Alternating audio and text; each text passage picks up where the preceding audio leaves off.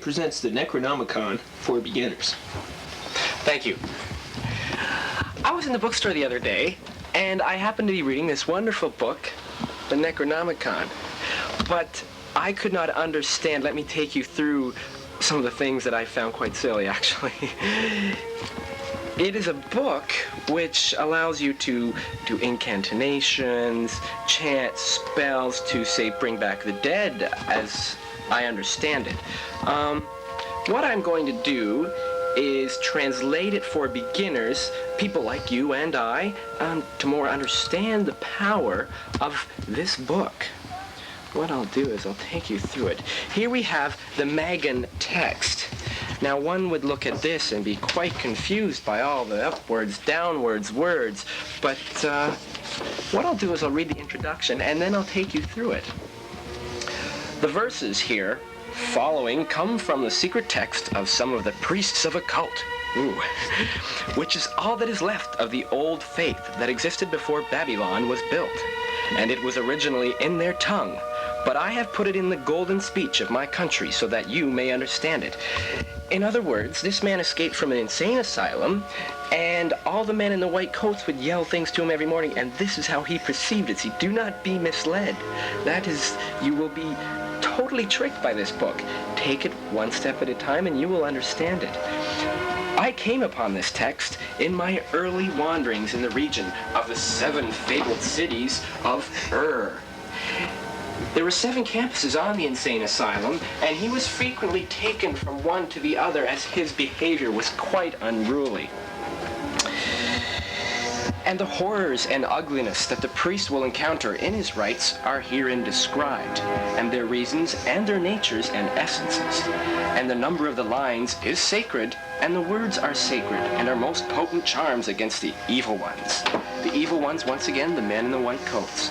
And surely some magicians of the country do write them on parchment, or clay, or on pottery, or in the air, and they might be efficacious thereby, and that the gods will remember the words of the covenant. I copied these words down in my tongue. Quite painful, if you were to believe that. But I think what he meant is he swallowed the papers he wrote down on because the men in the white coats wouldn't let him write. Let me see here. I will go when my spirit is torn from my body. But heed these words well, and remember, for remembering is the most important and most potent magic, being the remembrance of things past and remembrance of things to come, which is the same memory.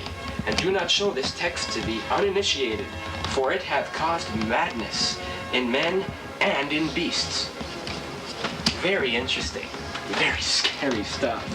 Now what we'll do here is I'll take you through the Magan text step by step, and we'll answer any questions, anything that needs to be explained for the average white-collar Joe, like you and like me. Okay. Hearken and remember. In the name of Anu, remember. In the name of Enlil, remember. In the name of Enki, remember. Here what he's trying to explain is breakfast, lunch, and supper at the insane asylum is that you don't want to forget their times, because they only serve breakfast, lunch, and supper once a day, and if you miss at the lineup in the insane asylum, they don't let you eat, and it gets very frustrating. So I can see why he would color it with interesting words like this. When on high the heavens had not been named, the earth had not been named, and not existed but the seas of Absu. Now here we make no sense of the madman, which makes sense because he wasn't in the insane asylum. And Mumu Tiamat, the Ancient One, who bore them all, their waters as one water, at this time before the elder gods had been brought forth. Here we see the man babbling on about absolutely nothing. Tiamat, Ilmu, Lamu, very interesting stuff, but again, total utter babblings. So what will take you here is I'll take you farther into the text. We have the Aurelia text. we have here is we have abominations. Now what these are here is these crazy people would write these things down and put, this is the seal of Lalarutu, then the sign of Galal is thus. What this is, have you ever seen when the psychiatrist interviews these people and shows them the pictures, what do you see here and what do you see here? These crazy poor fools, well, they thought they saw these godly creatures. But really all they were shit stains on the toilet paper, blood stains, peanut butter stains. The poor fools. Let's try this one here. What chapter is this? Let me take you through this piece by piece here. I conjure thee, O ancestor of the gods. I summon thee, creature of darkness, by the works of darkness. I summon thee, creature of hatred, by the words of hatred.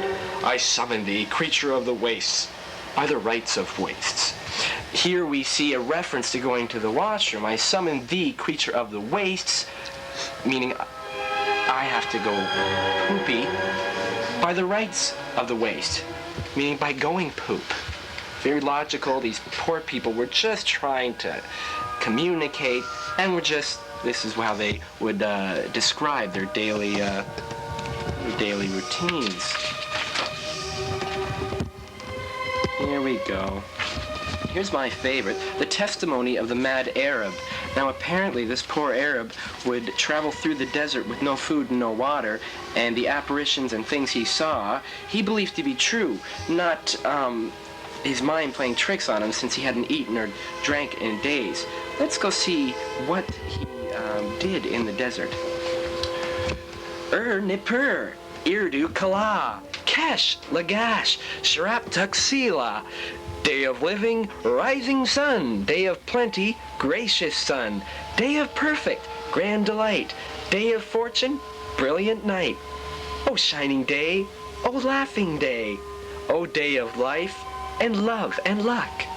7 oldest, wisest ones, 7 sacred, learned ones, be my guardians, polished swords, be my watchful, patient lords, protect me from the Rebishu, O shining, splendless Apakalu.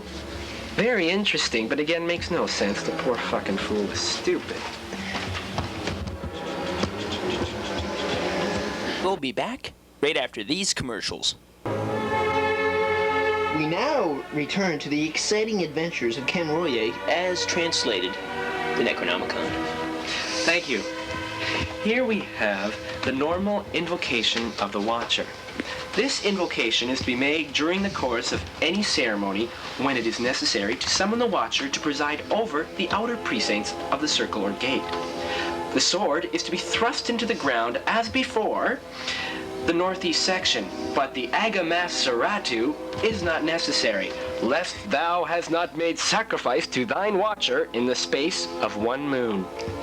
In which case it is necessary to sacrifice it to the Anu, whether in that ceremony or at some other earlier.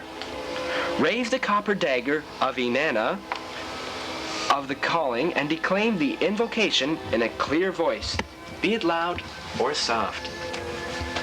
Here we go, sit tight.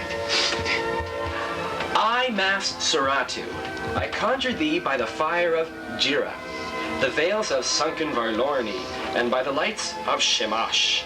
I call thee here before me in visible shadow, in beholdable form, to watch and protect this sacred circle, this holy gate. May he of the name unspeakable, the number unknowable, whom no hath seen at any time, who no geometer measureth, whom no wizard hath ever called, call thee here now. Rise up by Anu, I summon thee. Rise up by Enlil, I summon thee. Rise up by Enki, I summon thee. Cease be the sleeper of Igura. Cease be lie waking beneath the mountains of Ker. Rise up from the pits of ancient holocausts. Rise up from the old abyss of Narmaratu. Come by Anu, come by Enlil, come by Enki, in the name of the covenant, come and rise before me. And you see, it's all a bunch of gibberish, actually, because here, as you can see, there's no...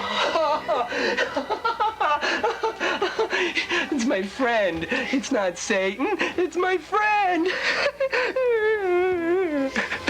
Hey, you got my book. This is my book. Get back, I lost.